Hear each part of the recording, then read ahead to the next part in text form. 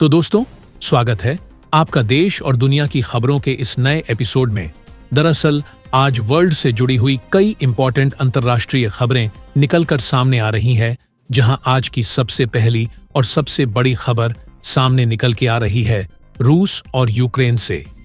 जी हां, दरअसल यूक्रेन ने रूस के परमाणु संयंत्र पर कब्जा कर डाला है, जिसकी वजह से रूस की टांग कपाती हुई दिख रही है। इसके बारे में हम आगे चर्चा करेंगे। ऐसे ही हमारी सेकेंड अपडेट यूक्रेन और इंडिया की मीटिंग से निकलकर सामने आ रही है। रिसेंटली यहां पर प्रेसिडेंट जेलेंस्की ने एक बड़ा आइडिया प्रस्तुत किया है। इन्होंने कहा कि आप हमारे साथ मिल जाइए, ये हमको प्रोडक्शन करना स्टार्ट कर देंगे ऑफ एडवांस डिफेंस टेक्नोलॉजीज, जिसमें ड्रोन भी शामिल होंगे। अब हमारी तीसरी अपडेट आ रही है पोलैंड की तरफ से।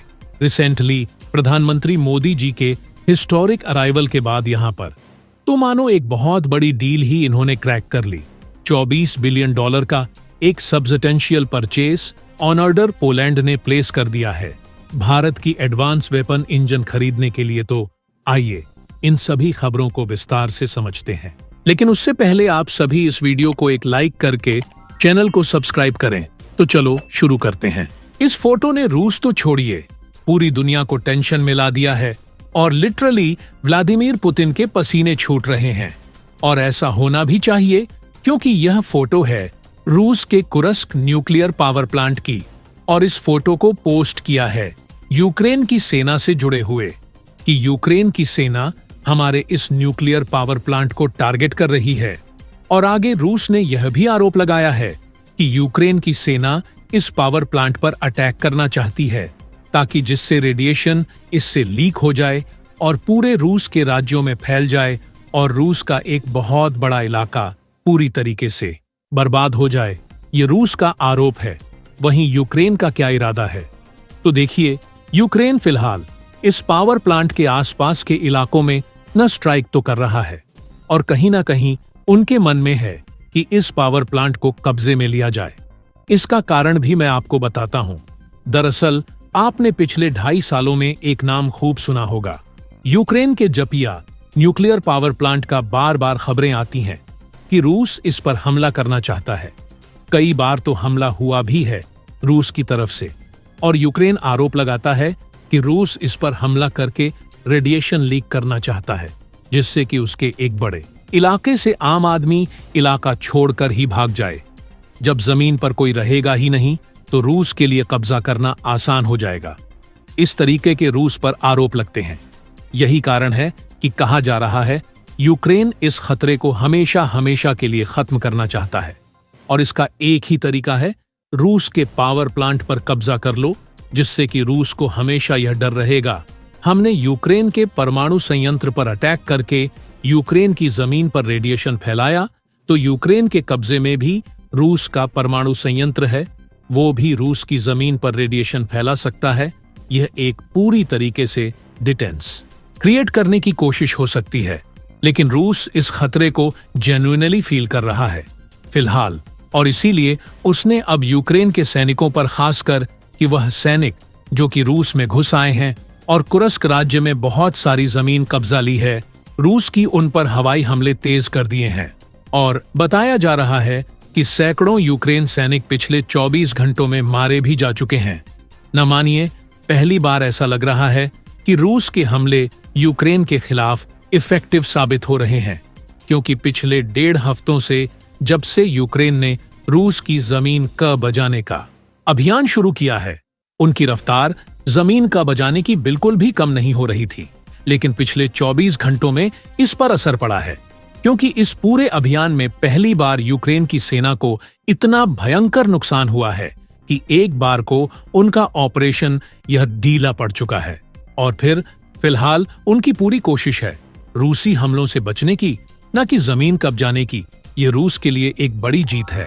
रूस इस मोमेंटम के साथ अब आगे बढ़ सकता है, अगर वह बढ़ा तो। लेकिन समस्या क्या है?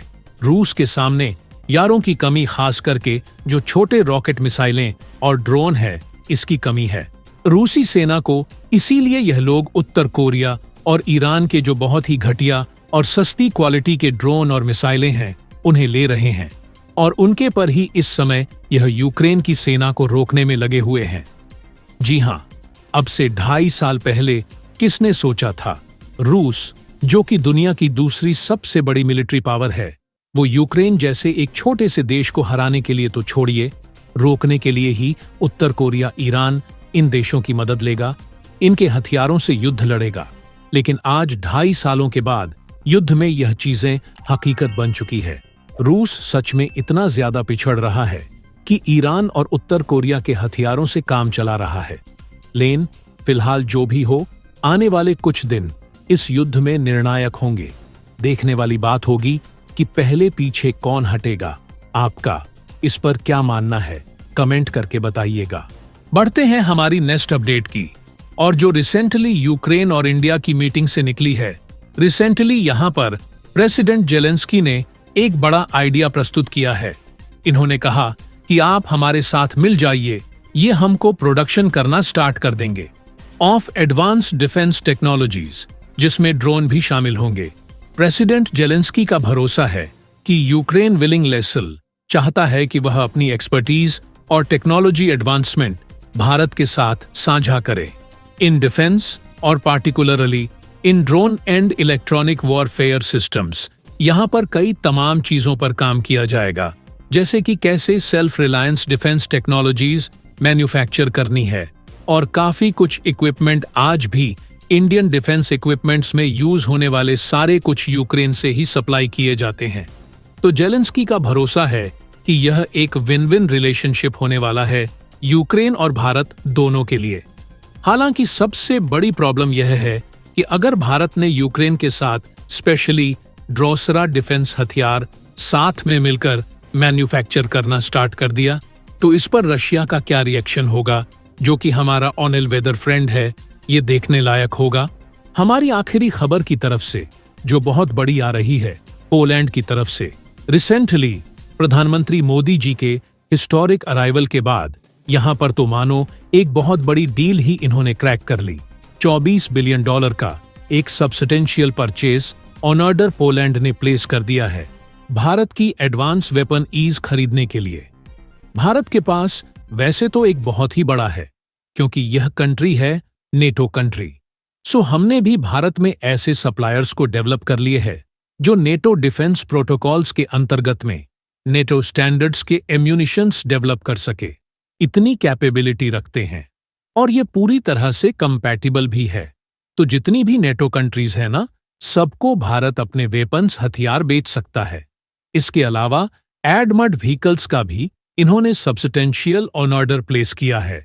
State of the art honoured vehicles Tata और मैन्युफैक्चर किए गए, इनको जल्द ही डिलीवर स्टार्ट करने शुरू कर दिए जाएंगे।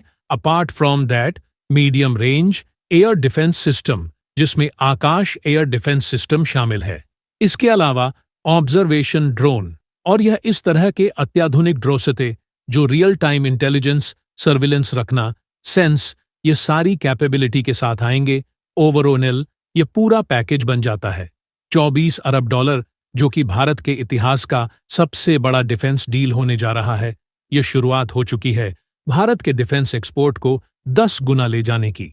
और अगर आपको आज की हमारी यह न्यू सीरीज पसंद आई है, तो प्लीज एक छोटा सा लाइक कर दीजिए, क्योंकि आपका एक लाइक हमको मोटिवेट करता है ऐसी अमेजिंग वीडियोस आप तक हर दिन पहुंचाने के लिए।